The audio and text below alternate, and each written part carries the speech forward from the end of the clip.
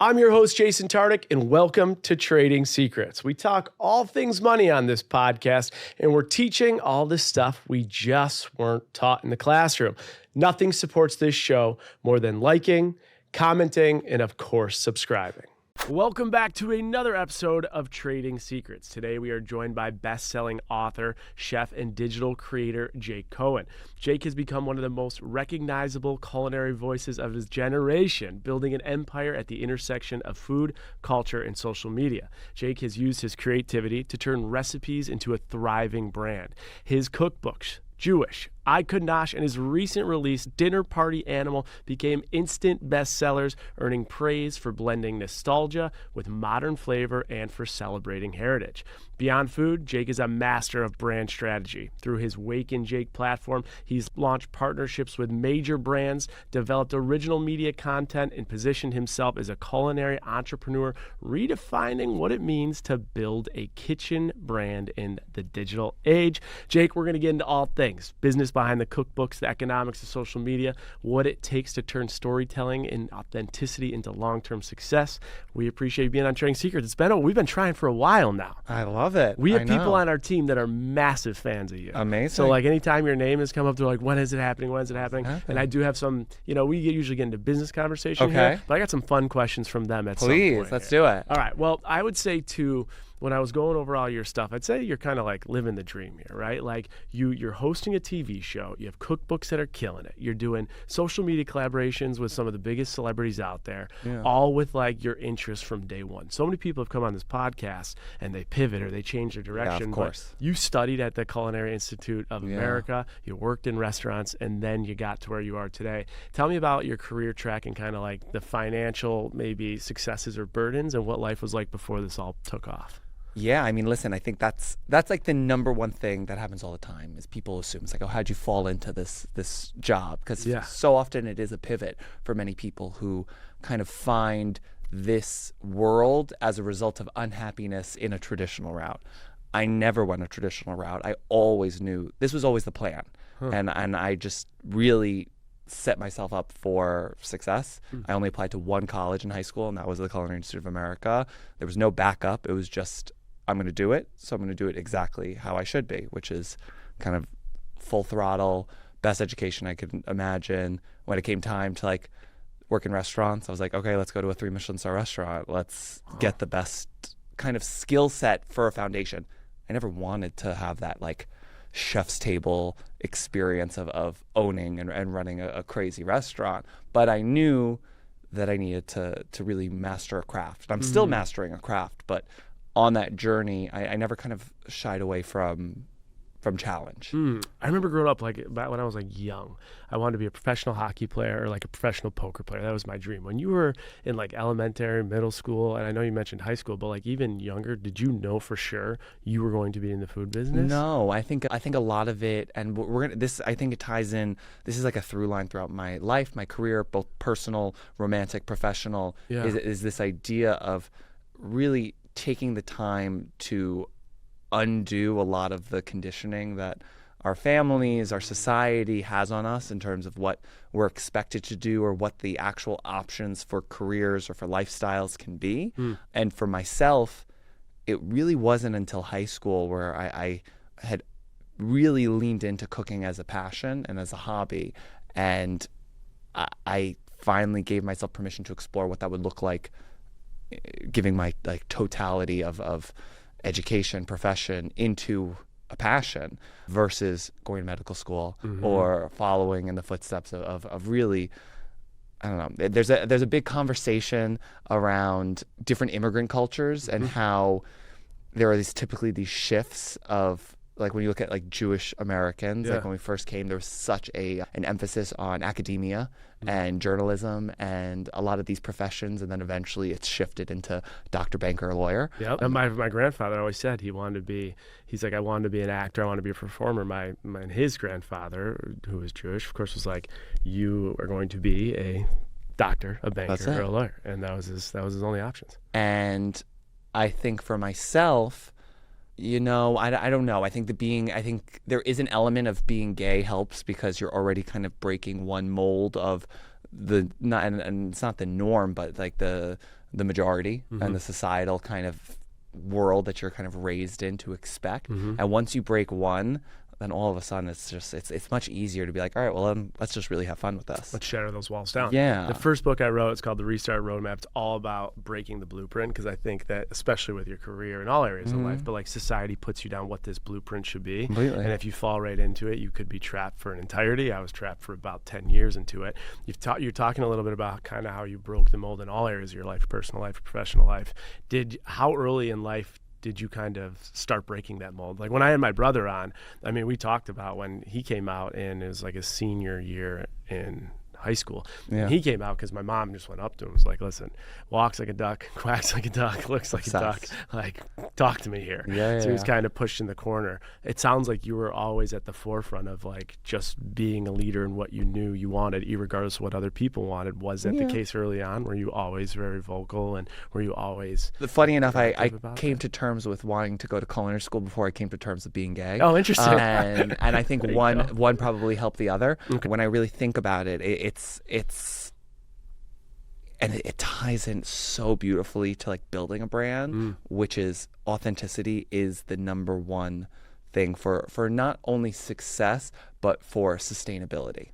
So in terms of, you can build up your idea of how you want to present to the world, what is the narrative you're telling, but if you're playing a role that's not true to yourself, it is the most exhausting thing. In the same way of like not being true to yourself when it comes to anything, when it comes to identity, the same thing is professionally. So if you are in a job that you're doing just because it's what was expected of you and you hate it, it starts to manifest in every aspect of your life. Makes sense. And so that's something that I've constantly been really like laser focused on, giving deep introspection on what do I love, what do I not love about everything I do. And so when I think professionally, I went to restaurants.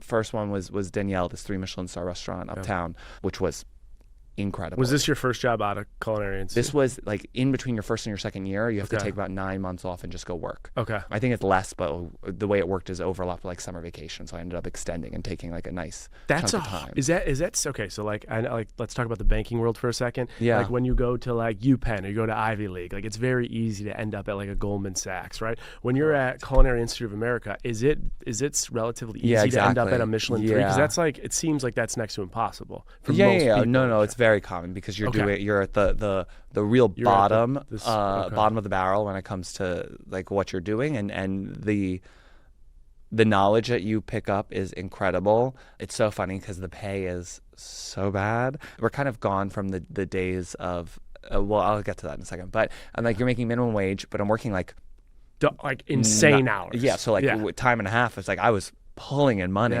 as a 18-year-old that like could use it.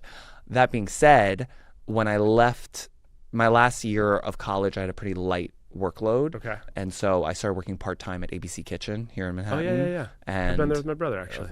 Well, we went to ABCV. Of course. This was before V opened. Yeah. And I was actually, funny enough, I was a vegetarian for like a decade, from 8 to 18, and I gave it up before culinary school to really kind of just get the most out of my education.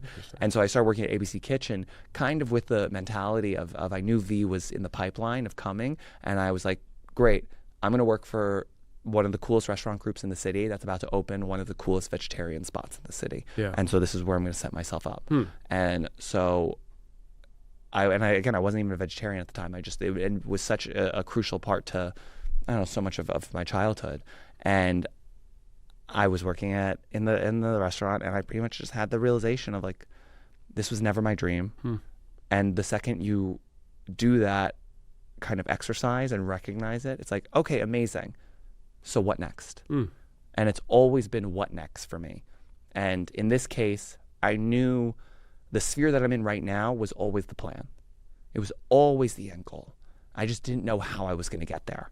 And I kind of like, everything is kind of an exercise in faith, and I'm big on faith even in a non-denominational way. It's such a crucial part of energy in the world and manifestation, which I'm big on. But I took an unpaid internship at this food magazine. Really, this was still at the height of print media, and it was Saveur magazine, and it was this like crazy intensive internship that so many people in the industry did. And how old are you at this point? I am 20. Out of school. Okay. 20 years old. I didn't we'd have to go. I'd have to send another intern to pick up liquor because I wasn't even 21 yet. And I pretty much just put my head down, made sure I was friendly. Whenever there was an opportunity for like a tiny little blurb in the magazine, I would like volunteer to start getting bylines in print. Eventually they hired me on as a freelancer, so I just never left, and then eventually made it onto the masthead as a staff member for the magazine. Interesting. When you're a staff member, like what exactly in a role like that, what do you do, and what can you earn in a spot like that? Great question. So I was testing all the recipes that go into the magazine. So I was doing recipe development, recipe adaptations, in addition to just like random things, like just like kind of like cooking events that we would do at the magazine, or cooking for all the photo shoots for the pictures that were not on site. And I'll never forget, because I was unpaid, and then there was the big Condé Nast lawsuit, and so they had to start paying us minimum wage. Gotcha. And then when I was hired on as a freelancer, I was making $8 an hour, which eventually I got a raise to $10 an hour. Okay. And then when I got the job offer, it was non-negotiable. It was a take it or leave it, $30,000 annually. Did you think, when you got that job offer, did you ever think about like, maybe I should go back to the restaurant industry? Like I can. I was making $10 an hour as a line cook. Interesting. It's not like that there was. And again, this has changed a lot. This is 2015, so this is a different world. Yeah, 10 years ago. I will say, the thing that was so wild to me in hindsight is that the test kitchen manager at the time, who was a nightmare, and I hope she's listening, because I honestly, I feel so bad for her as a person. Like, what a sad person. She was in her mid-30s, and she had negotiated a pay bump for herself, and then that's when I realized that she was actually making $30,000 was her salary before I got hired on. And this is at ABC. This is like a this is at the magazine. Oh, at the magazine. This is in editorial, which again is not crazy. The editorial world is infamous for these kinds of roles where you're making $20,000 to $30,000 for that. Has it changed? Yes. Yeah, of course. Is it still incredibly much a trade-off for the actual financial stability of a job versus the opportunity of the kind of platform it gives you? Yeah. So I always knew that I had this, and I did whatever it took to financially make it. I was working Monday through Friday at the magazine, Saturday and Sunday at a spin studio in Murray Hill, because I was able to get a free membership. So that's the only way I could have a gym membership. And that was also extra cash. At one point, my sister was transferring schools to Manhattan. And my mother called me and she goes, "Hey, if you let your sister move in with you," because my apartment was much closer to the campus versus where the dorms were. She's like, "I'll let you take her dorm money and put it towards your rent." Wow. I said yes. It was a 400 square foot studio. And you had bunk beds? Literally, she threw out my couch and I was in a full bed, and she moved in a queen size pull out. Wow. And we did that for a bit. And you do what you have to do. And it wasn't without help, and it wasn't without support from my family. And I would do whatever. I would do random private chef odd jobs, or I don't know, whatever it took to keep it going. To stay in your passion and stay in your lane. I have a quick question on the editorials. With the magazines, you talked about photo shoots. I've always just wondered this. When you're taking photo shoots of food, is it actually food? Always. Always? No. You got to glossing it up. Is there something behind the scenes, like you put like hairspray on there or something? Hairspray, sometimes some Pam, some actual cooking spray, but nothing inedible. Okay. That is not the case for commercial shoots. Sure, that makes sense. That is when things get doctored. But in editorial, I would say in every experience I've had, it's all just been actual food. And this is working in editorial for print and digital for a decade, plus 3 cookbooks. Everything has never been doctored to that degree. Another question I got for you is, you come up with the recipes, you taste the recipes. Did you ever do reviews on restaurants when you worked for them? At one point, so in my trajectory, at one point, this is a great segue. So I ended up, throughout my time at Saveur, I knew social media was just starting, and they had built up a good platform on their own Instagram for the magazine. And I took as many opportunities as I could to be featured on it, to start to build up my own following and create my own Instagram page for myself, just my name, to do that. And what year is this? This is 2015. Oh, wow. This is 2015. Okay. And I started to build up a tiny following. We're talking like 15,000 followers, but this was the very beginning of food content on the internet, on social. And I kind of leveraged that early on. So I was at the magazine for 2 years, and then there was a job opening at this website called Tasting Table, which was one of like the forefront digital media publications. And it was an email newsletter, had one of the largest, other than BuzzFeed, it had like the largest Facebook presence. Okay. And so it was doing just really cool content. And I applied to be their food editor, which was kind of it was a stretch for me. And I've always kind of done that, where I've gone out for jobs that I'm like, that are kind of like, it's a thought. So they hired me. Your qualifications. They hired me at 22 to run the test kitchen and be the food editor. And it was, I mean, listen, they got it. Wait, what is that? What is a test kitchen? Like, what is that? I have a physical test kitchen, a physical kitchen in which I'm developing all the recipes, testing all the recipes, leading all the photo shoots. For the magazine. Or in this case, you for really the put in your work publication. for your cookbooks. Well, See how this all pieces together, though? Exactly. Yeah. And it is one of the most incredible things is when you can, every step of the way, take something away. What did I love from this? What did I learn from this? What did I not like from this that I want no more of? And then you start to continue down a pathway. I always say life is like Plinko. You just have to drop a bunch of the chips and like see where they fall. And that's what I learned from this experience. It ended up being this interesting realm because I ended up getting laid off with the majority of the editorial staff because there was this huge shift in, I would say, 2017 when it came to the whole realm of food media and media in general. When it came to print, we're still seeing crazy layoffs in print constantly, in addition to digital. Interesting. And so the majority of the staff got laid off, and I took some time, and then I was like, what am I going to do? And I did freelance for a hot second, which was my first kind of taste of working for myself. Okay. And then the craziest job opening came up that I applied for, which was to be the restaurant critic for Time Out New York. Interesting. And I ended up getting the job, and I spent a year being the critic for Time Out New York. So as a restaurant critic, talk to me about what you're paid, and then you obviously get to expense all your meals, right? Yes, I did. I had a good expense budget. When I got hired as the food editor, I was making $45,000. Okay. And I knew that was way under market for what a food editor should be paid. Yeah. But I was just I so needed to get out of that magazine and be in the next. I needed to level up. Sure. That I was like, let's do it. You took the reduction in pay knowing the experience. It wasn't a reduction in pay. It was still a 50% increase in pay. But still, I knew a reduction of what you said the market value exactly. was, right? Yeah. And then from there, after a year, I ended up getting a $15K salary bump to $60K, which is the fact that happened was also one of those things. I was like, wow, I really undersold myself if they were willing to just bump me up. Did you negotiate, or did they bump you up? They knew that I came into this, and I told my boss, I was like, there's going to have to be a significant increase to market value. Interesting. And they knew it, so they came appropriate, and they came with a number. Could I have probably negotiated more? Yeah, but they came with such an increase that I was like, okay, we're good. We're good for another year. 33%. Who's getting 33% increase? We're good for another year. Yeah. And then I think when I went to Time Out, I really negotiated not that much more. I think I went up to 75. To me, that feels like a dream job, like getting paid to go to restaurants to review. And now you're making the most money that you're making. Is it? You would think it wasn't for me. Why? Because I wasn't cooking.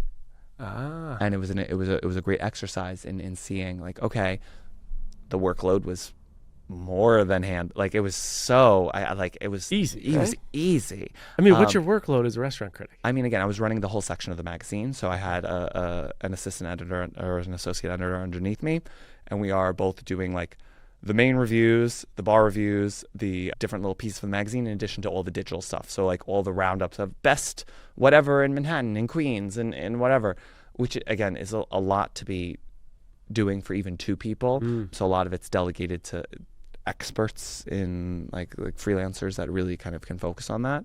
I will say it was exhausting. Like you actually get really sick of eating out. So were you eating out every night? No. But again, you have to do like one crazy meal a week minimum. Typically 2. Plus you have to just be going all out to like you get invited to a bunch of things that you have to keep going to see, like, what are the cool spots in the city, what are the cool new dishes in the city, what are the viral things. Like, everything was kind of constant. Yeah. And I wasn't cooking. That's a really interesting take. Is there anything, like, do the restaurant owners know you're a critic or no? I mean, sometimes yes, sometimes no. I wouldn't use my name for that. I mean, occasionally you would. Yeah. Like, and we're in a world now where everything is pretty obvious. Okay, so what are things, like, if the people that are listening right now, none of us are restaurant critics, but like everyone is a critic. Yeah. What are things that you think we should look for, especially as the price of restaurants have gone up like 40% in the last 5 years or so? Yeah. So like, what are some things we should look at given that you were a critic? You know, and that's the main thing about New York. And I'm like a piece of shit native New Yorker who like truly thinks we're in the center of the universe. Yeah. But good is bad in New York. That's true. And so it's like, if something's just good, it's like I would rather go to Chipotle or Sweetgreen, because for my money's worth, a Sweetgreen salad and Chipotle burrito never disappoints me, and it's a good price point. Versus going to a restaurant and spending a crazy amount of money for like a mid meal, or even just like a good meal. Like, the reason that you're going to a restaurant is for an elevated experience. Sure. So that means the hospitality, that means the food itself has to not only taste good. Tasting good is the minimum. It also has to be something that's either the best version of what it is, or an inventive version of what it is, or offer you, like, what's the vibe you're going for? Are you looking for comfort? Are you looking for celebration and a little bit more of an ornate experience? Are you looking for, really, it has to be pinpointed to, like, what are you walking in to achieve? And I will pay any price if it really hits it out of the park of what I'm coming there for. I think of, like, a lot. The craziest meal I've ever had was like Alinea in Chicago. I was just going to reference Alinea. Yeah. You know how you said you started at Alinea? I have a buddy, I've shout him out, Trevor Mooney. He works in finance full time, Monday to Friday, and he works on the weekend at Alinea. And he started as just like I don't know what you call it, just like grade 1 behind the kitchen, just because he's obsessed with food. Of course. And he's like, I can't make a career out of it. And now he's been like moved up, and he's like doing really well. But on the weekends, he literally works. It's like 30 hours. He works the entire weekend. Like, he doesn't stop. And he works at Alinea. And he's choice. But he's loving it. He's been doing it for years. Anyway, but Alinea is one of your favorite experiences? Yeah, and it was one of the most expensive meals of my life. How much was that meal? I think it was $700 a person. Wow. What's the most overrated meal you've had in New York? So there's so many, it's kind of crazy. Yeah, because there are so many social media marketing generated vibe I don't go anything that's a hot spot or a vibe. I'm not looking for a scene. I'm just not. It's just not for me. Give me a couple that are overrated. You know, and here's my biggest takeaway from working at Time Out is you realize the power of your word, and I actually don't do that publicly. Interesting. I don't slander places. Okay, publicly. how about like some of the best restaurants you've gone to in New York? I love Keen's Steakhouse. It is still like one of my favorite New York experiences. It's like where my family goes for like celebrations and stuff. The chef from ABC Kitchen went and opened Loring Place on 8th Street, which is one of my favorite spots. I'm very close with Mike Solomonov, so I love Laser Wolf in Brooklyn. I'll say I'm more of like a lady who lunches. So I'm like a midday excursion kind of person. So I love, like, even like my favorite bakery is Hani's in the East Village. We're actually right over here. And it's where I have many of my meetings. I love to go to Cafe Pana for like affogato Sundays. And I just set that up as like the baseline, and then from there I love a new experience. I love a new meal. I love a new thing. I love Cote, the Korean barbecue steakhouse, really exceptional. That's probably like one of my, I would say, in terms of the fancy, that's where I tend to go fancy. Okay, for listeners here, like, we're always looking for value. So think about this answer as it relates to the entire United States. When you're going out to dinner and you're trying to, like you said, you know you're paying more, you're paying for experience, but there's all the items on the menu. Where are you getting your best bang for your buck? There's, whether it's pasta, it's sushi, it's the meats, like, where are you saying you are actually getting overcharged here? Like, stay away from maybe these menu items. You're probably getting pretty good value here. Really, and it has actually nothing to do with the item itself. It has to do, in my head, and this is something where you start to think of it as like, what's the labor cost? Because labor is the main difference because it's, would I be better off making this at home, or should I be going out? Interesting. And so when you think about some of the price you pay, and you would think like, oh, there's so much more of a upcharge at a steakhouse on a steak. But do you really know how to cook a steak like that at home? Do you have that Versus grill? Do you have all those things? When you spend the amount of money you do on like penne alla vodka at an Italian restaurant, and that's something that you can easily do at home. That's in my head, at least, how I think of it that way. I like it. The labor factor. I've never thought of it. Yeah. I'm going to start thinking about it. So again, it's a big thing when it comes to sushi. It's why sushi can be exorbitant. I'll still pay it. That being said, I'm not necessarily looking for this wild omakase versus going like Kazunori and getting like a bunch of hand rolls. Rolls, yeah. That's fine. I'm also not above like, I love high-end grocery store sushi. Like Butterfield Market on the Upper East Side, it's like Jewish Air One. I go there constantly. It is, I would say, it is not cheap. The quality is exceptional. It is one of my favorite places in the city. Their sushi is so good, and it's like it's just not so pretentious, and it's very casual, and that's what I want. All right, good trading secrets from someone that's been in all areas of the business. We're going to get to the multi-millions of followers, the social media, the TV show, all that in a second. Before we jump past that, I have a couple rapid fire questions from one of our big fans that works at Trading Secrets, Blake. These are coming directly from her, and let's just rip them fast. When you're too tired to cook, what are you ordering? What's your go-to order in? It's chicken fingers. It's where? It's this place. It's this like chicken shop on the Upper West Side. Wow. Chirpin' Chicken, and I Chirpin' get a thing Do you of dunk them into anything like sauces? I'm a barbecue sauce boy. Sauce? But I get a thing Okay. of chicken fingers and a thing of lentil soup. Okay. And that's it. Boom, boom, chicken fingers. What celebrity would you most want to cook dinner for? We know you've cooked with a lot of them, but who would you want to cook dinner for that you haven't yet? Or with? And it's going to happen. And I've been saying this on my entire press tour because just like the more you put it out into the universe, I'm only 1 degree away from her, so it's going to happen. It's Fran Drescher. Okay, there you go. Yeah, big nanny fan. There you go. Make it happen. What's one kitchen tool you can't live without? A scale. I think that's the one thing that's missing from everyone's kitchen. Wow. Yeah, I think it's so cheap, and it's the secret to all baking is measuring your flour by grams. That means you got to follow the recipes very tight. Who in the food world inspires you most this moment right now? Oh, that's a great question. I'm going to say Martha Stewart because, and then it was one of those things where I think she has continued to see like brand evolving. We've seen her brand evolve in such a way that I find so inspiring. And I also had like the privilege of going to shoot her show up at her house in Bedford, and I had such a positive experience with her, and she had such a positive like response to me that I just found it incredibly energizing. Interesting. In the food creator space on social media, what is a trend right now that you see, you like, and you're kind of gravitating towards? I see you smashing some. You and Benny Blanco were like smashing cucumbers. Cucumbers. Yeah. A trend? Smash your food? No. But again, actually, there is the perfect thing for that. We're seeing these little mini universes and what I mean by that is Benny is a really close friend of mine. It's not like I'm just going to like my most famous person I know and being like, hey, will you help me do this? We're good friends, and as a result of him being my friend, he wants to help support my dreams. In the same way that like when he had a cookbook coming out, I was like, great. I moderated his Philly spot. We threw like a bar mitzvah at Zahav in Philly, and we like threw it into a crazy party, and I just like baked the challahs for his wedding, and just like we'll do like you show up for your friends in ways, and what we're starting to see is the crossovers of your favorites hanging out with your favorites in these parasocial relationships online. We need more of that, because what it does is it actually creates the best kind of content because it's more organic. These are people that actually like each other. You can kind of tell when someone's just like, let's go collab and get out and never talk again. It's one of my things, and people get so weird about it because I based on this background of experience, like a formal training and experience in media and editorial, as well as a savvy when it comes to social, I do kind of I'm in the Venn diagram of like chefs and influencers. I fall right in the middle. True. And so a lot of my community are in either one or the other. And it's hard with a lot of influencers that reach out to me like, hey, I'm coming to town. I want to do a video with you.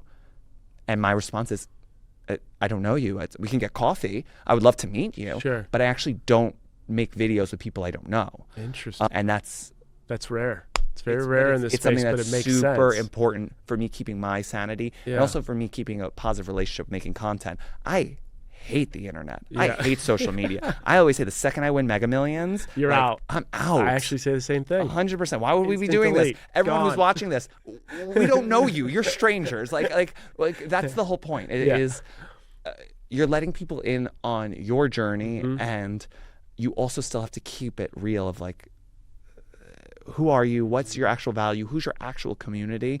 I get very hard on people in the industry that are always talking about their friends that are also in the industry. And I'll sometimes be like, have you met them? Have you met them in person? Have you ever spent time with them? And they're like, no, but we we talk every day on Instagram. Yeah. They're your pen pal. Yeah, exactly. Like, but they're not your friend yet. You have a parasocial relationship with them. And until you take that IRL, it's not real. And especially in this industry, the mislabeling for the good and for the bad that happens because people think something comes with the comment associated with someone, like either completely mislabeling them for the bad or completely blowing smoke into a direction of like pumping someone's tires when they're just not a good human. It happens like every single second in this space. And the biggest part of that is in the same way, and people don't think of the public sphere like their personal lives. Yeah. When you see people in your lives and you see who they hang out with and you're like, ugh, she's hanging out with that guy? Like, he's the worst. Really is. It's like guilty by association. Sure. So you start to see it's like if your faves are hanging out with people that you don't like. Keep an eye on it. I love it. All right, that's a good transition, though. You don't love social media, but you're damn good at it. 2.5 million followers, Forbes 30 under 30. I saw many cookbooks, New York Times bestseller. At what point, you started in 2015, we heard your career track. At what point does social media start to become a business greater than everything else you're doing? I had been focused on that throughout every editorial position. I prioritized building up my personal Instagram brand. Continuing with content. That means coming home, shooting stuff, different eras of different things. This was pre-video, so this was all still like digital. I'll never forget at Tasting Table, I launched this initiative that was, when I look back, one of the most brilliant things, and it's actually kind of wild that I haven't talked about this more. We did this thing where they understood, Tasting Table was really the intersection of restaurant chefs and home cooks. And as a result, the first wave of Instagram influencers were restaurant accounts, people that were just taking pictures of cheese pulls and all this charcuterie boards is like the big thing. But the thing is, none of them know how to cook. And so what I started doing is I started hosting. We had an event space and we started hosting these nights, and I would do cooking classes for about 20 influencers. Between all of them, millions and millions of followers. And I would set up, we'd pick a theme. So it would be like, we're making homemade pasta, or we're doing X, we're doing Y. And I would set up a photo station with something gorgeous. There'd be a crazy charcuterie board. There'd be a beauty of whatever dish we were doing. And then we'd do this cooking class and we'd have like such a fun night. And then I would have, it was great for the brand because they were posting about the brand. They were also posting me. And so all of a sudden I had, I don't know, 3-4 million people, 3 or 4 million followers between all these people in one night posting at J. Cohen. Like, oh my God, at J. Cohen teaching us how to make pasta, blah, blah, blah. And that's how I really learned my skills for cookbook launches, because it's guerrilla marketing. It's just having one clear moment where you're getting bombarded of everyone's story. You're like, wait, that person's there, that person's there, that person's there. Who is this guy? Because the first time someone sees you, unless they're like laser focused for my, like, unless they see me and they're like, oh my God, this is exactly my kind of guy. Unless you are so niche that person, they're going to come and go. Exactly. And so it's not until like the 7th, 8th time that they see you, they're like, all right, I guess there's something about this guy. Let me follow him. And so I was doing that, building up my platform. When you were doing that, how many followers did you have? I think I was just about to hit 25,000, but maybe we got up to, actually I would say I remember I hit 50,000 followers while working there. I think this theory fits into almost any business, and obviously specifically branding, but I think the theory I'm taking here, and tell me if I have this right, is you are a chef by nature. You went to school for it. You've worked in Michelin restaurants. You've been an editor, and you're seeing the social media pick up, and you're seeing these people that are doing this on social media, but they're not doing it particularly well. So you create an event in which they can come, in which you're teaching them to do it better. So you're providing them massive value to their own platforms. Yeah. And as a result of it, they're now looking at you as a source of credibility. Is that what your thinking was before you did it? Was that the strategy? I think it was more so affiliation of starting to think of me as a peer, but the peer that represented the skill set. So while they all understood, it wasn't that they were all trying to become incredible home cooks. It was that they knew their lane and I knew my lane, and I knew that I could leverage their platforms to promote showcase because your they lane. are showcasing restaurants. Yeah. Gotcha. I am showcasing my own recipes. And as a result, there wasn't competition. They might have been in competition with each other. Yeah, but not you. But not me. Do you charge for these, or did you just say free? No, they were free dinner? 100%. They were 100% free. And so you're doing. I interrupted you because I was curious about the strategy, but you were doing around 7 or 8, and that's when you started to see massive traction on it. I think we did probably 5 of them. Okay. But from the first one, there was massive traction. Interesting. Again, this was also the beginning, so people were a lot more. It was much easier to grow followings back then because there was just the market was less saturated. Sure, 100%. And then I followed that throughout every editorial position I had. I did that when I was the food critic at Time Out, which had a great platform. Same thing when there was another position I had, and I think by this point I had about 70,000 followers. I had built up a name in the editorial space. I was like, I want to do a cookbook. And I wrote up a proposal, sent it out. It got rejected by everyone. I was like, okay, let's go back to the drawing board. I adjusted it, went back to the market, sold it immediately, got a tiny advance. What's the tiny advance? I got a $65,000 advance, plus they were paying $30,000 for the photo shoot. Half of that would be held against my royalties. The other half was just paid for by the publisher. 2 notes on that. One, I think what's interesting about cookbooks in general, people don't think about is you have to, you have to pay so much. They gave you $30,000. I'm sure you spent a lot. I would assume you spent more than $30,000 putting the book together. All right. We'll get to that in a second. Okay. When you think about it, I have to pay for all of the groceries for all the development. It's the time for developing the book. It's not just like I write these recipes. I have to write them. I have to test them. I have to have them tested, all this stuff, and then for the photo shoot. And that was really important for this was photo shoots are very expensive for a cookbook. And when I think my first one, I pulled out every favor I could. I went to the staff photographer at Saveur magazine who had never shot a book before. And I was like, will you shoot this book? This is my budget. And he said it was his first opportunity to do a book. Amazing. I was like, this is the budget I'll have.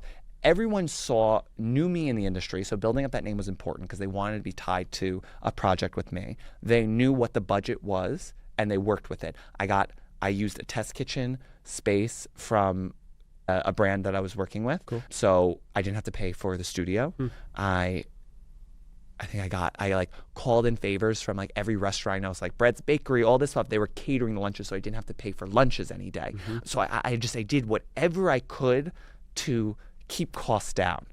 And as a result, it was incredibly unheard of in terms of what I did, because also I'll never forget my editor came to me and goes, you should assume with this budget, you'll be able to get 3/4 of the recipes photographed and the rest won't have pictures. And that wasn't acceptable to me because I knew from my vision that every recipe had to have a photo or else people won't make it. It won't make it. We won't be able to give it for press. We won't be able I won't be able to post about it on social if we don't have the images. It wasn't acceptable for me. So I actually went behind his back and pretty much told the team hey, I'll have everything prepped out. We're shooting everything. Wow. And then some. Wow. And we did it, and it was. And so you got 65 for the advance, 30 for the budget. How much that did you spend? So 95 all Funny in. enough, How much did you spend? I think it was all of the 30 went for the shoot, but because of that, my editor had more control on the shoot, so I wasn't paying out. Versus for my next 2 books, I got a bigger advance, and I was the one cutting the checks, so I was in charge of the team and all of that. Interesting. Got it. That's a very special thing because cookbooks cost when you talk to an average my last book, I think I spent around $75,000. Yeah, I've heard it's $75,000 is close to $100,000. And how long does it take from starting the book to finishing the book? 2 years. 2 years. Again, you have to remember I am a unicorn because of my background. I do everything myself. The majority of people, and this is no shade to them, sometimes it's a little shade, no, some of your favorites are like not actually writing their books because they have co-authors. Yeah. And they're not even showing, a lot of them are not even showing up to their cookbook shoots. I'm cooking almost every recipe in the shoot. I have an incredible food stylist, Barrett Washburn. He's the main stylist for the Times. I've worked with now the same photographer and stylist for all 3 books, and it's because I love my team. I've been blessed enough to have success, and I get a larger budget, and as a result, I give them more money to have fun with it, and they have fun with the books because they know how much work I put into these books and how incredible that they come out. Yeah, and they're just, if you go anywhere online and look at reviews of your books, they are just so well received wherever they go. Because that is the goal. This is my art. Yeah. And so it's hard because it's art through the lens of capitalism. Yeah. Where I also have to be selling books, but at the same time, one of the things that I find so interesting, my community are predominantly creatives, but in different fields. Very few within my own field, mainly because most of my contemporaries are not very nice, at least to me. And one of the things that I found so interesting is I have so many friends that are in Broadway, that are in comedy, that are in prose, of just writing novels and all this stuff, where what they consider their best work is their least commercially successful. Do you find the same with your books? Like, we talked a little bit about your first advance. Have you made in royalties more than your advance? I have. Wow. That was actually the biggest thing. blessing of having a tiny advance is I paid off that advance in a few months of the book coming out, and since then I just get royalty checks. For majority of your career after school, you're working minimum wage, you're grinding 30 grand, 45 grand, get to 60, get to 75. The success story is really cool. Is it fair to say over the 3 books you've made over 7 figures combined? Over 7 figures combined. Bucks? No, not yet. Okay, but you're getting there. Not yet. I just still think like that story is incredible. Yeah, but again, you have to remember, and this is something that comes up a lot, $1 million spread across 7 years, it's nothing that I'm not incredibly proud of and not incredibly, really, really grateful for. But we also have to level set of like living in New York, producing in New York.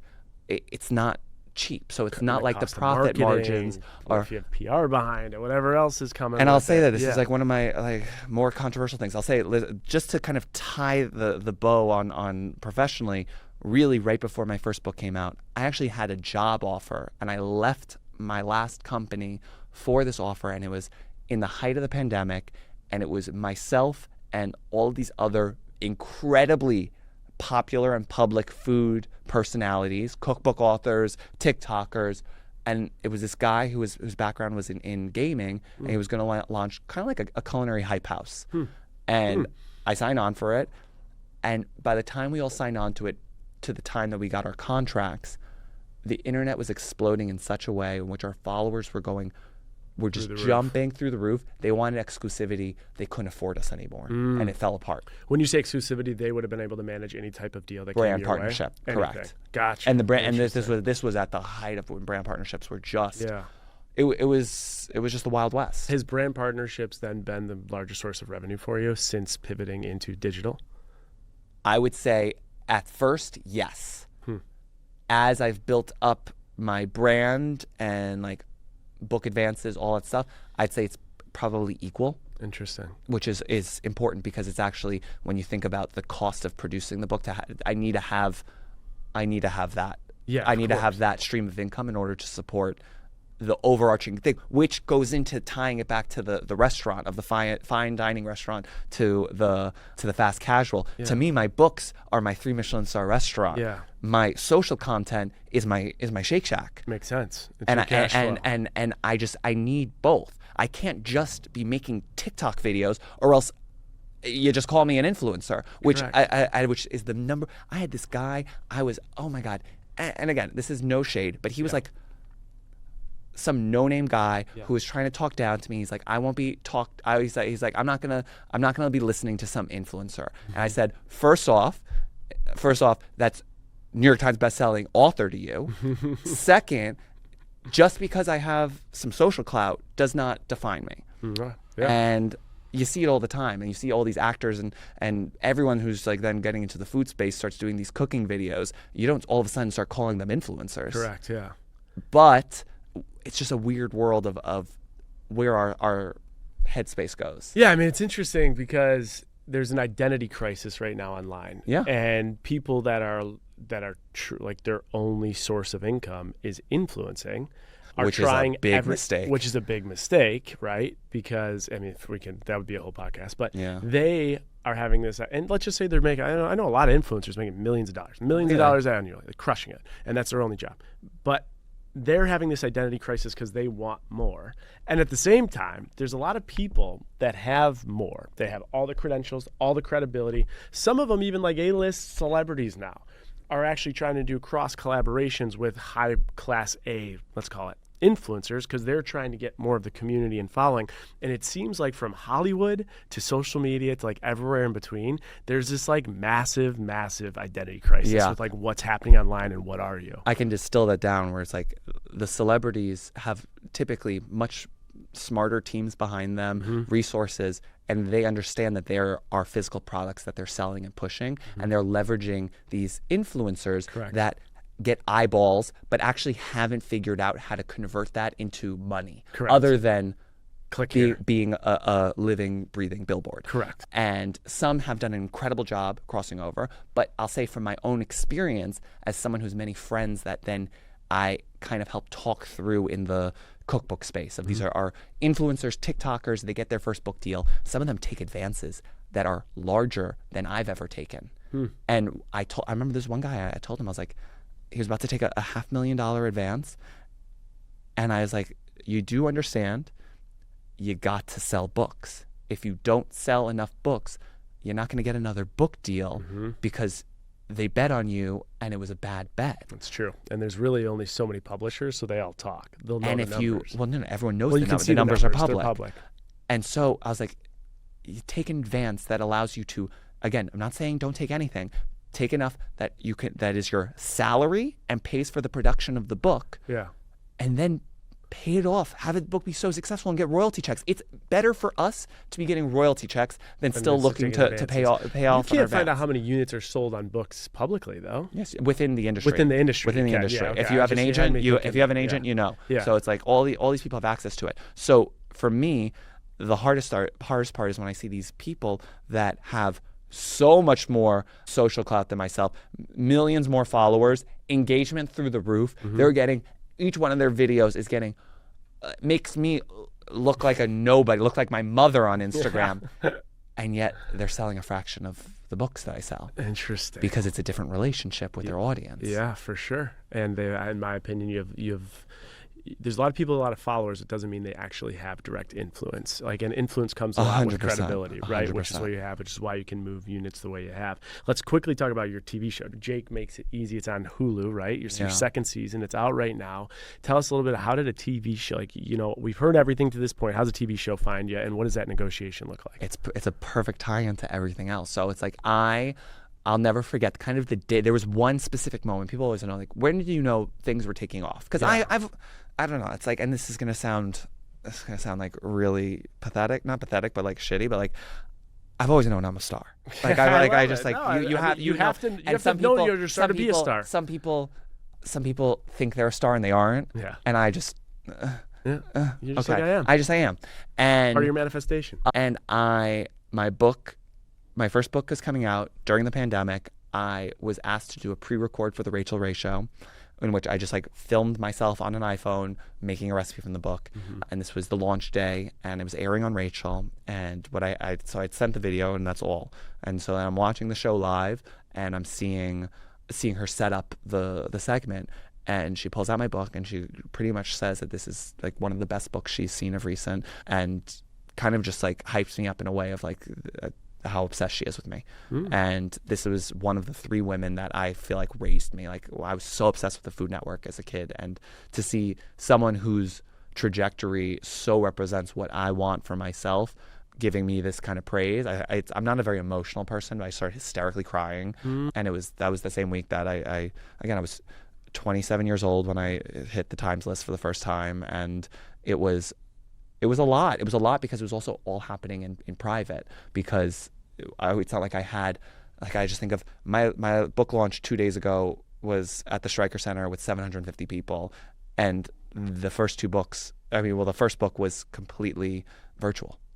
So you don't have any actual concept of what's happening around you. There's no actual tangible way to touch it, see it, to feel it. prepare your nervous system for what's happening, which in one sense I actually think was quite a blessing, but at the same time it was weird. So Rachel continued to be a huge supporter of mine throughout all of my books, and she's blurbed my second and third books, and she had me back on the show a bunch of times. And the last time I was on set, she goes, "Hey, I'm launching a production company, and I want to give you a show."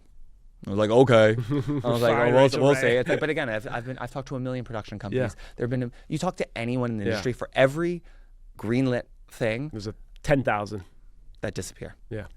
And I didn't really think anything of it until it actually happened. And it's a real, beautiful, simple stand-and-stir show, just me cooking recipes. It's on A&E, so I knew it was going to be linear TV, a different audience, on cable, with the benefit of after 6 months, all the seasons go to Hulu and become part of the streaming universe. And so it's the same way it's like you look at reality shows like Love Thy Neighbor. That's a freeform show. But no. It's Hulu. Yeah. Because it's all in the same universe. Correct. And you do one and you get it all. Correct. So I knew that's what was part of this plan, to be in the Disney sphere. And I didn't have exclusivity, which was a very important part of this, because like, who knows, maybe tomorrow I get asked to be the host of Top Chef, or maybe tomorrow, the next day I get a million one things. Yeah. I don't know where I'm going to want to be. I might want to be, I always say, it's like, I have this deep feeling that I'm going to end up on like Summer House or Survivor in the next year. Let me call Kyle, see what we can do. I mean. So I just think that for me, it was kind of a no-brainer. Is it lucrative? Absolutely not. Yeah. It's the same conversation. Was it similar to like your first book advance, where you just like it's less interesting? I really but at the same time, it is creating a piece of content that has the wildest team behind it. True. So we have a production team. So the quality of what is being shot with multiple cameras and a culinary producer, and what we're able to actually produce is worth it for me, because it's not like I am it's not the same workload that it is of taking a book. It's much less, and so the pay is representative of it, but it also introduces a new audience to me that's not finding me on Instagram. Yep. It's a pedigree of like, I cook on TV now. Yeah. You can go on Hulu and you can watch my shows. Credibility. You can find me, and when I'm looking for my next projects or next opportunities, for someone to go and see proof of concept of, oh, you want to see what I look like making recipes with a camera up and not having anyone, just holding my own, go watch on Hulu. I love it. It's Take important. that, call me an influencer. But it's true, and it's like you see that, and it's like, oh, okay, it's crazy not to do that. And also, this is the one thing that like someone told me, and it's like, if you want to be like a professional person who cooks on TV, and Rachel Ray's calling you and telling you to do it, you do it. You do it. It's like, you don't ask questions. And then there's this other Food Network star that I'm very close with, and I called her up for advice during it. And one of the things she said is like, have so much fun with this, and just remember, when you look at Bobby Flay and you look at Giada and you look at all these people, I can promise you don't actually know the name of their first show on Food Network. That's great. Because it wasn't their biggest. That's great. Well, good for you. I love it. I think you clearly have a clear path. It's a wild path, but it's always been a little wild. But that's where the faith comes in. Yeah. I actually don't know what the path is going to be. I know the feelings. I know how I want to feel when it comes to my relationship with my work, and I know what I want to do in terms of feeling fulfilled. And other than that, that's for the universe to kind of bring to me of what's going to happen. Because you'll do something and be like, okay, I love that. I want more of that. Or I actually didn't feel good about this, even if it made a lot of money. And then it's finding the balance, like, okay, well, this makes a lot of money, but I don't actually like it. How do I reduce that or do that enough in order to support the stuff that I love that might not be as profitable. I love it. It's fascinating. I don't know. I could see like a competition show. Maybe I could see you as the chef on Summer House, but also in the cast. There's a lot. Yeah, I'm not a private. Let's be clear. No, for all the Bravo producers listening, I will be a cast member. Period. Will I also cook? Will I also cook? Yeah. Yeah. God no, bless. I'm thinking like that's host. Like, that's yeah, like yeah. the thing. Like you could see a hosting, but I could see him be like, oh, he'll be a cast member, but he's also the chef. But then everyone comes to you and they like, of course, they vent to you, they give and you then all we the just tea, stop. and they're producing something. All right, here we go. There are, like you said, there are a lot of cookbooks out there. Yeah. Rachel Ray gave you compliments, has given you blurbs. The entire industry has, but maybe my listeners haven't heard of your new book, Dinner Party Animal: Recipes to Make Every Day a Celebration. So give us the pitch. Why this book? How's it differentiated? Why should someone go this second when they're hearing this and go buy it? It really is the most gorgeous book I've ever made. Of the three, it's so incredibly inventive. I wanted something that was so focused on community. And to me, the greatest joy in my life comes from cooking for others, and it's something that terrifies people. And so I wanted to take all of the work out of it, and I created 16 menus for 16 different occasions, from brunch to weeknight dinners to celebrations to holidays. And I give you your recipes, your grocery list, your timeline, everything you need to know of like you're hosting people 3 days before, here are all the steps you're going to do. 2 days before, here's everything you're going to do. The night before, here's what you're going to do. When your guests come, everything's going to be ready and you actually get to be present and have fun hosting.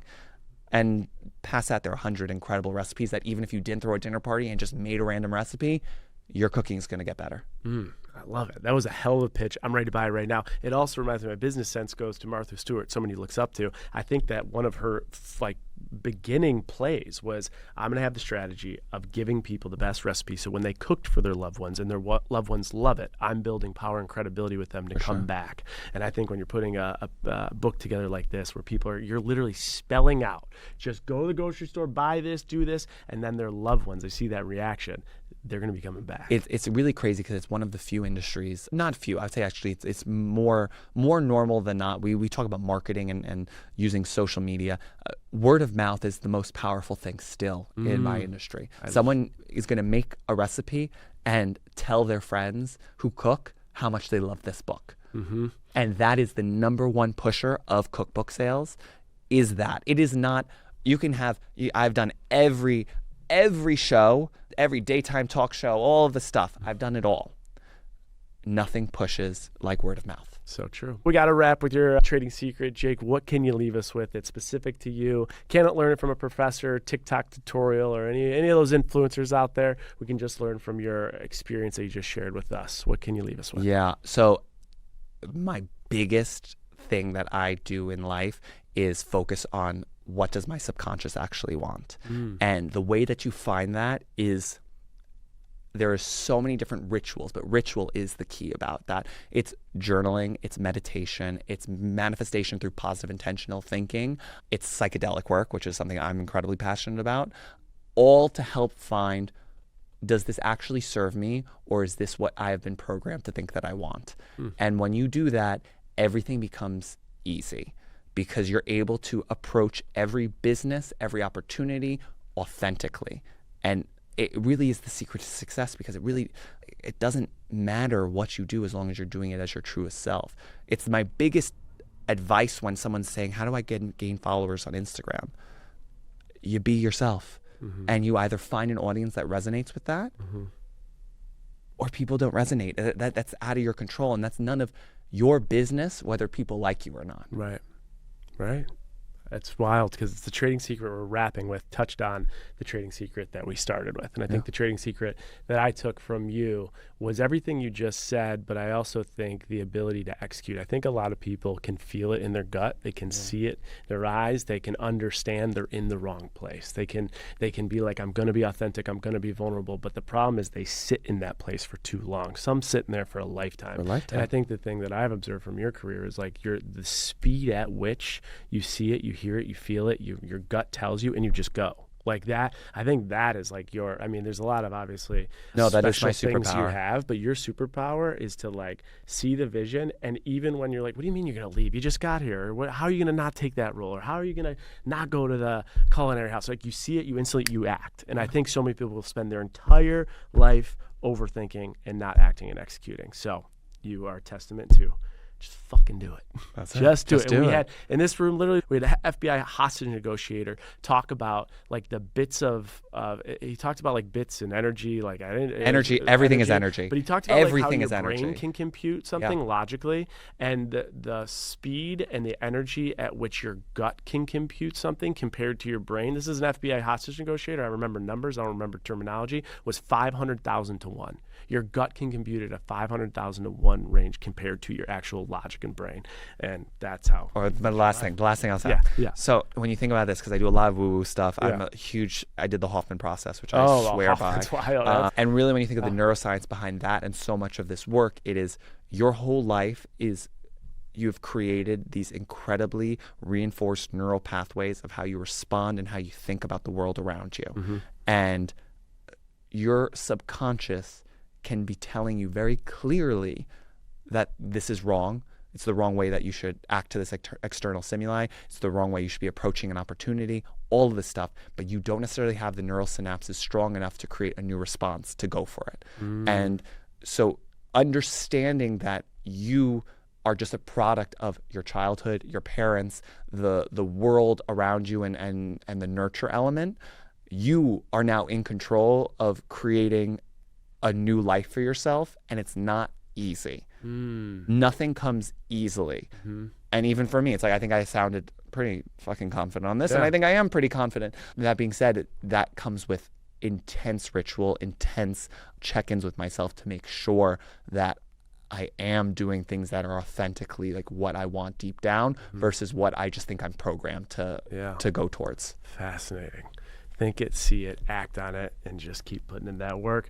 Jake, this has been awesome. Thank you for being on Trading Secrets. Where can everyone have everything you have going on? At Jake Cohen. Google me. Cohen. It's very easy. I'm on Amazon right now looking at your books. We're going to give away a couple copies of Dinner Party Animal. Stay tuned to the recap. We'll tell you how you can get those copies. And Jake, thank you for being so much on Trading Secrets. Appreciate having you.